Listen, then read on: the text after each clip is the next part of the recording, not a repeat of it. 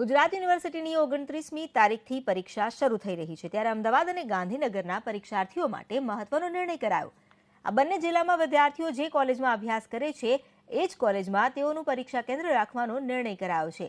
આ બે જિલ્લા સિવાય અન્ય જિલ્લામાં રહેતા વિદ્યાર્થીઓએ અમદાવાદ પરીક્ષા આપવા ન આવવું પડે તે માટે તેમના સ્થાનિક જિલ્લામાં પરીક્ષા કેન્દ્ર ફાળવવામાં આવશે, જે માટે યુનિવર્સિટીએ અગાઉ તેમને પરીક્ષા કેન્દ્રની 45 શહેરોની યાદી જાહેર કરી હતી, જે પૈકી વિદ્યાર્થીઓએ તેમની અનુકૂળતા મુજબ પરીક્ષા કેન્દ્ર પસંદ કર્યા।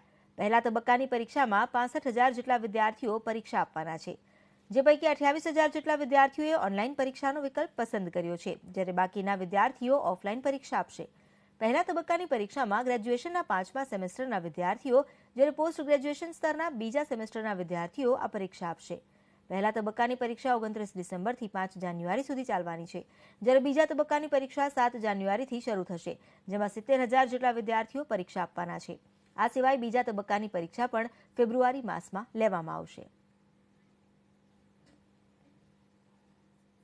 કોવિડ-19ની પરિસ્થિતિમાં આ પરીક્ષા ડિસેન્ટ્રલાઇઝ લેવલે, એટલે કે જે વિદ્યાર્થી અમદાવાદ ગાંધીનગર જિલ્લાના હોય તેમને પોતાની સંસ્થામાં, અને જે બહારગામના વિદ્યાર્થીઓ છે તેમના માટે 40થી વધુ કેન્દ્રો પર જે તે જિલ્લા સ્તરે